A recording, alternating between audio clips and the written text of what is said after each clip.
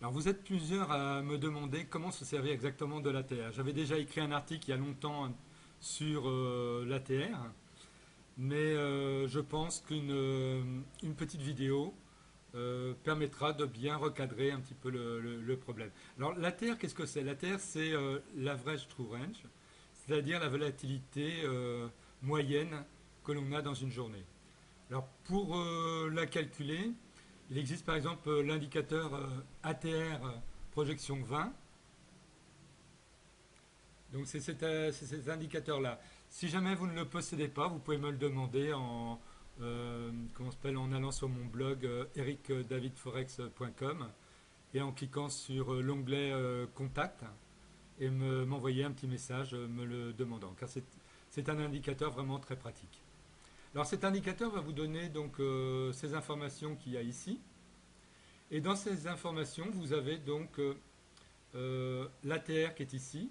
Par exemple, sur GBP USD, c'est 101. Donc ça veut dire qu'il y a en moyenne 101 pips par jour entre le plus haut et le plus bas. Ça vous donne combien il y a déjà eu aujourd'hui. Donc aujourd'hui, c'est à partir de cette ligne-là, hein. Donc là, on a 12% simplement. Et là, on a la valeur en pips depuis le début de la journée, c'est-à-dire 11,7 pips, hein, qu'il y a eu en amplitude. Alors, on va prendre donc cette journée-là, par exemple. Alors là, c'est un exemple plutôt pour ceux qui utilisent des méthodes comme Forex Ultimate, donc basées sur le langage des bougies. Prenons par exemple ici. Ici, on a un hammer. Un hammer veut dire qu'en général, les cours doivent partir en achat. Nous avons un ATR de 201. Donc on sait qu'en gros, les cours peuvent aller en moyenne jusqu'à 101 pips par rapport au plus bas. Le plus bas, donc quand vous êtes ici, le plus bas de la journée, là vous avez le début de la journée ici, la fin de la journée ici. Donc le plus bas de la journée, quand vous êtes au niveau de ce hammer, correspond au plus bas ici. Donc si on prend le croisillon, on part comme ça, et vous voyez là c'est monté à 71 pips. Alors quand vous êtes ici, ce que vous pouvez vous dire, vous pouvez essayer de gagner 80% de l'ATR. Donc là, 80%, ça fait 80 pips à peu près. Comme vous l'avez vu, là, ça n'a pas atteint les 80 pips. Par contre, ici, vous avez ce qu'on appelle une shooting star. Donc si vous êtes dans un trade comme ça, les cours sont montés à 71 pips, vous clôturez ici. Donc là, vous aurez fait un trade, en gros, qui vous aura apporté 20 pips net à peu près. Maintenant, ici, vous avez une shooting star. Donc on est toujours dans la même journée. Vous prenez comment s'appelle, votre croisillon, ici, voilà, et vous descendez à 80, à peu près 80 pips, c'est ici. Donc voilà, votre take profit est à peu près ici.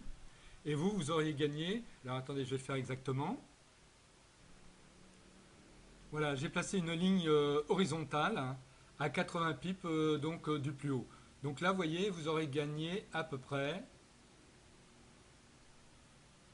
Donc,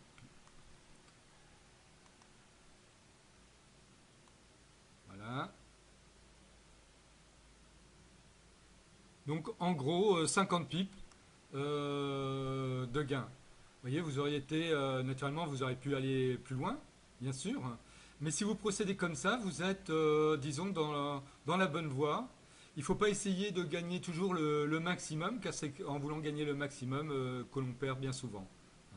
Alors je vais vous donner un autre exemple maintenant avec les formes harmoniques. Donc voilà, par exemple, hier, il y avait une forme sur GBPZ en H1, donc une bullish Gartley. Donc là, vous avez les lignes de séparation selon les jours. L'ATR est de 279 pips, hein, vous voyez. Alors même, naturellement, là, vous avez un spread qui est élevé, Mais attention, ce qu'il faut regarder, c'est l'ATR par rapport à l'ADR. Et là, on est à 3,5, on est inférieur à 4, donc on peut trader cette paire-là. Et là, naturellement, on est actuellement dans des heures creuses, donc le spread est plus élevé. Normalement, il est plus faible, donc on descend dans les 2% ici. Donc là, c'est intéressant de trader quand même cette paire. Alors, beaucoup de traders ne la traitent pas à cause justement du spread, mais ils oublient de regarder l'amplitude, donc l'ATR moyen de cette paire.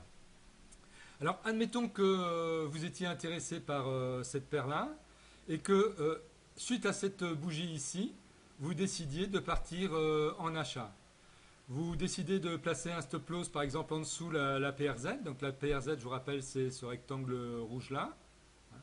Et vous calculez donc 80% de 279 pips, ce qui vous fait 223 pips,2. Donc là, n'oubliez pas, c'est par rapport, comment s'appelle, au plus bas de la journée.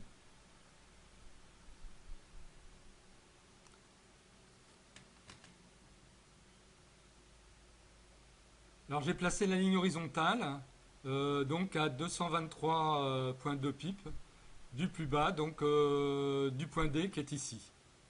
Et vous voyez, en fait, si vous aviez placé un take profit comme cela, eh bien vous auriez eu un bon take profit et ça vous aurait fait gagner, en gros,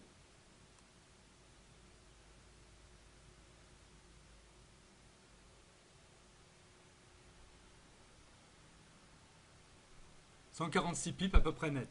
Hein, c'était quand même un très bon trade.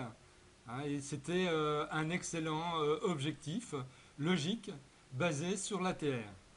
Donc personnellement, je vous conseille de vous pencher un petit peu sur cette question, car cela vous permet d'avoir des objectifs qui sont beaucoup plus corrélés avec la réalité. Alors vous voyez, certains auraient placé un take profit ici. C'est une façon de placer un take profit, mais le meilleur, c'était certainement de le placer par ici. Cela ne vous faisait pas gagner 100% par rapport à l'ATR, mais 80%, je trouve que c'est raisonnable. J'espère que cette vidéo vous aura ouvert quelques perspectives de trading. Et il ne me reste plus maintenant qu'à vous souhaiter d'excellents trades pour aujourd'hui et à bientôt pour une nouvelle vidéo de ce type-là.